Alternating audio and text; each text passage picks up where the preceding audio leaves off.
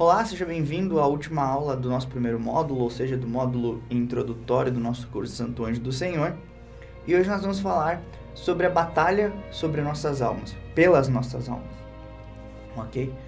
Mas para que a gente entenda essa batalha, é preciso que a gente tenha bem fresco na memória aquilo que nós falamos nas primeiras aulas.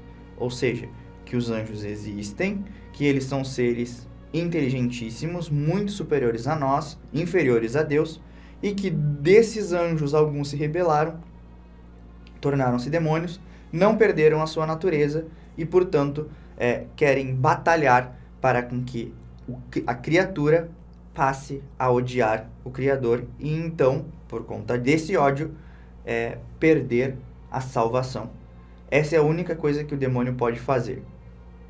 Nos tentar para que passemos a odiar a Deus. É o máximo. Fora disso, ele nunca vai vencer a Deus. Não é uma derrota de Deus quando algum de nós perde a sua salvação, porque foi uma escolha própria. O diabo não escolhe por ninguém, o diabo não faz nada por ninguém, mas ele se coloca numa batalha para com que a nossa inteligência, a nossa vontade, a nossa alma ceda às suas tentações, ok? Então, a primeira coisa que a gente tem que entender é o que é a nossa alma. Nas primeiras aulas a gente falou sobre a criação, lembram? E que os seres celestiais são puramente espirituais, os animais são puramente corporais, enquanto nós somos o meio termo. Nós temos uma realidade corpórea e uma realidade espiritual. E essa realidade espiritual que há em nós, nós chamamos de alma. A alma é o que anima o nosso corpo. Por isso que eu falei nas primeiras aulas que o homem sem o seu corpo é um ser incompleto. Por isso que nós só seremos completos depois da nossa morte, caso estejamos salvos, se no momento da segunda volta de Cristo, na segunda vinda de Cristo, quando nós termos o nosso corpo glorioso, ou seja, novamente a nossa alma estará ligada ao nosso corpo. No momento da nossa morte, como a alma é imortal, ela passa para um estado metafísico que a gente chama de céu, inferno e tem ali o purgatório. O que isso quer dizer? Quer dizer que a nossa alma é semelhante, por exemplo, ao que os anjos possuem. Porque a nossa alma é onde está inserida a realidade da vontade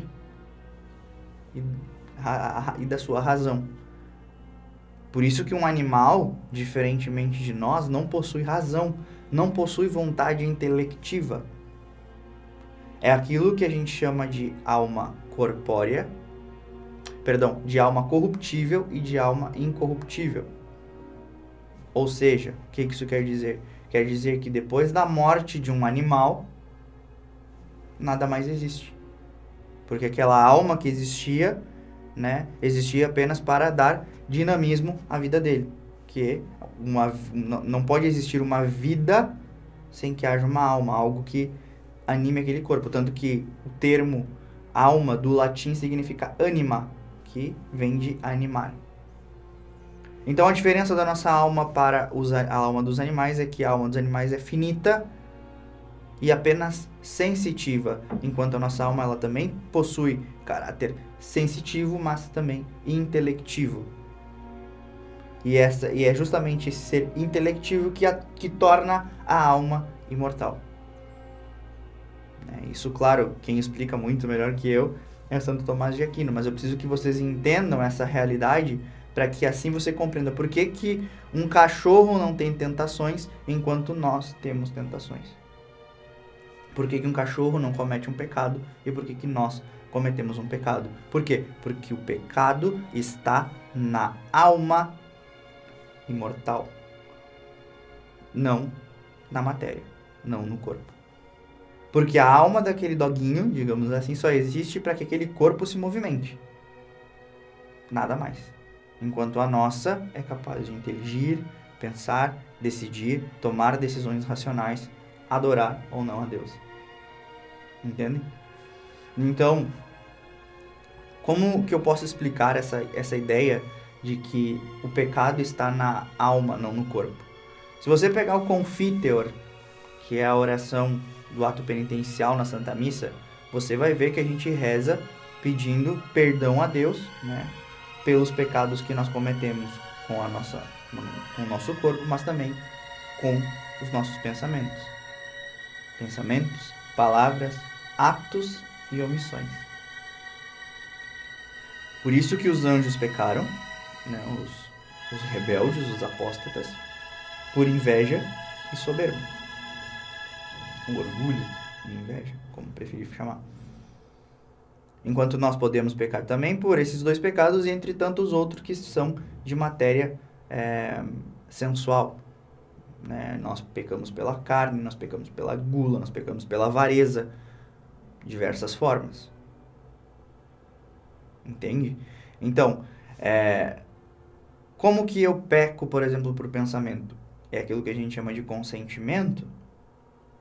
Então, o corpo, ele só responde ao consentimento que a sua alma já deu.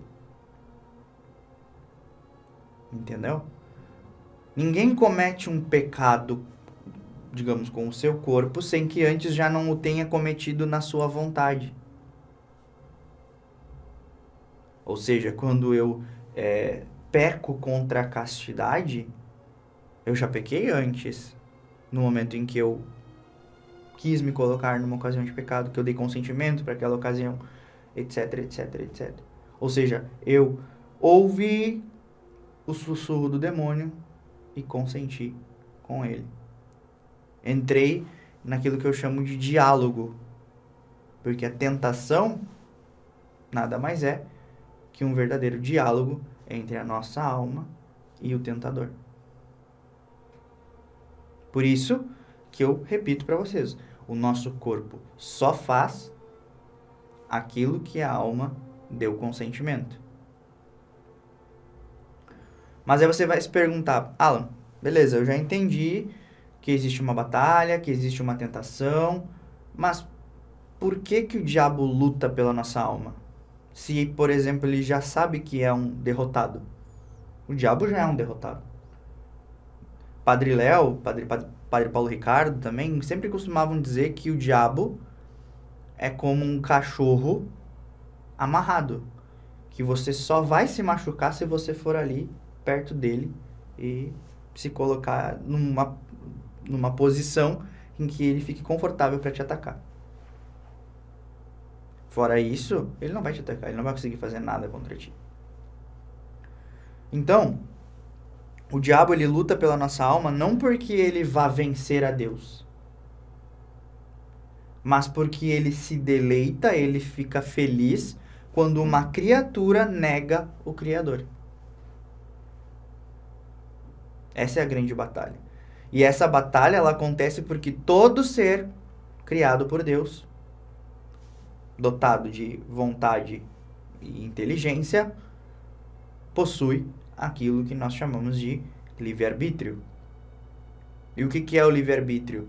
É você poder escolher amar ou não a Deus.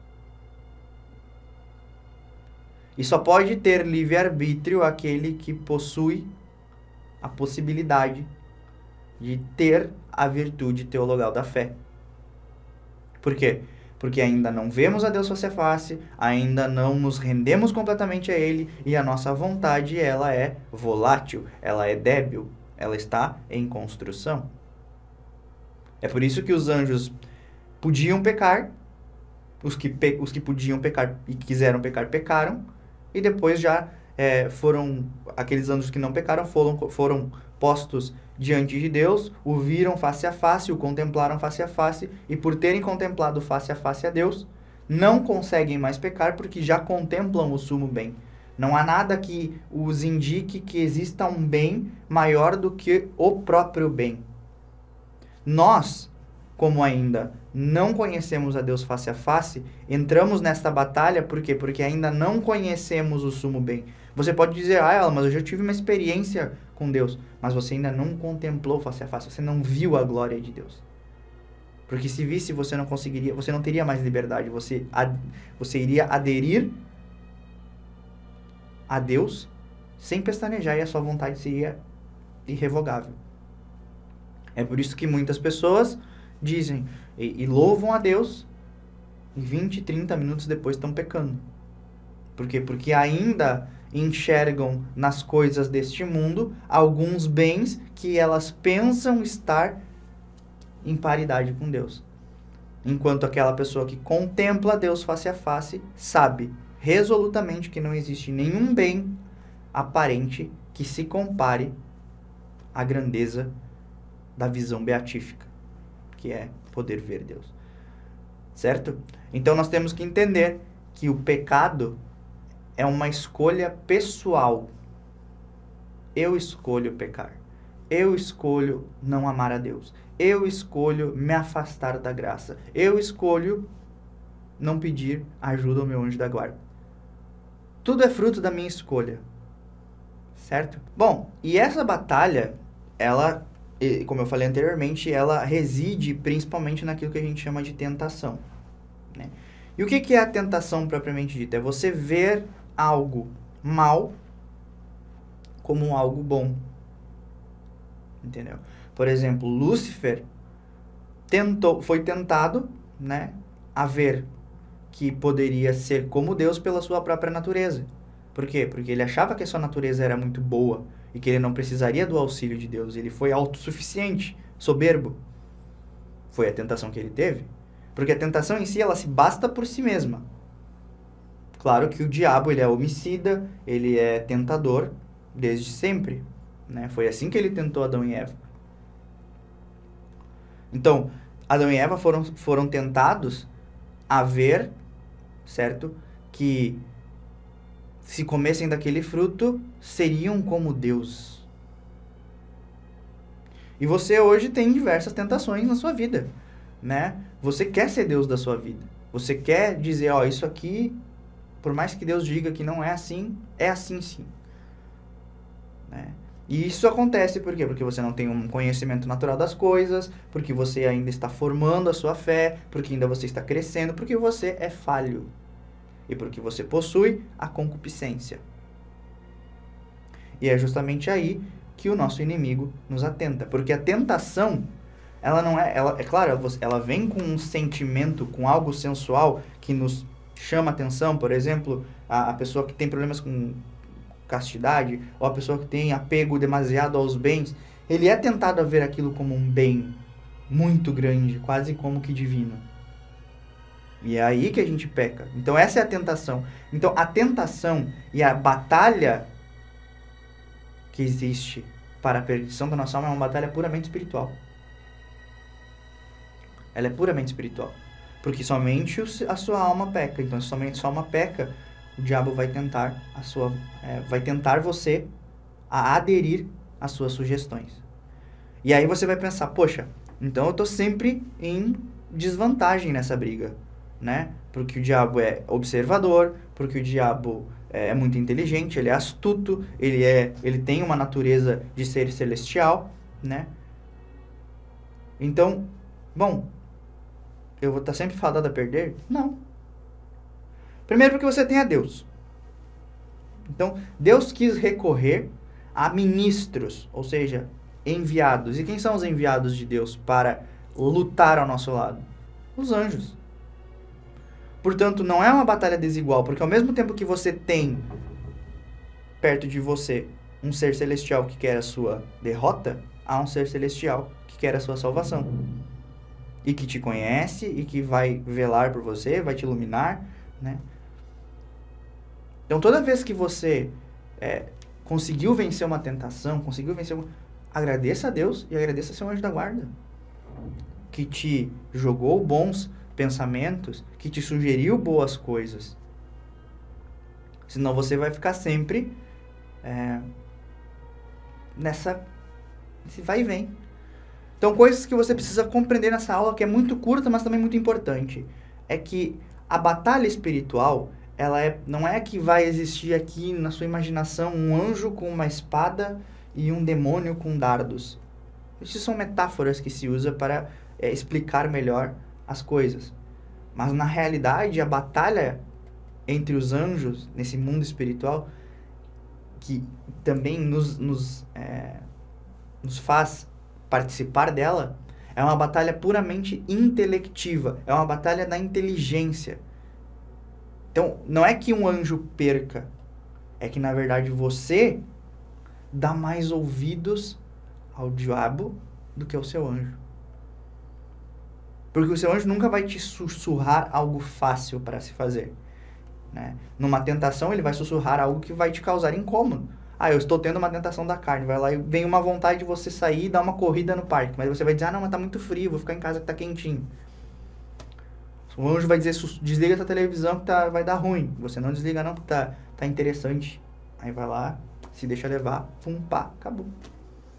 Então você vê como a batalha ela é intelectiva. É no campo da sua inteligência. Um diabo te sugere uma coisa, um demônio te sugere uma coisa, enquanto o seu anjo fica te sugerindo outras tantas coisas que são boas para a sua salvação. Então é necessário que você esteja atento a isso. E essa é a importância do nosso anjo da guarda. Deus enviou anjos para lutar a nosso favor. Em especial, um anjo todo destinado para nós, que é o nosso anjo da guarda. E muitas vezes nós fingimos que ele nem está por aqui. Então, a partir de agora, vamos entrar com tudo nesse mundo angélico. No próximo módulo, entendendo como a igreja e a vida dos anjos impactou na história da igreja, no Antigo, no Novo Testamento, etc.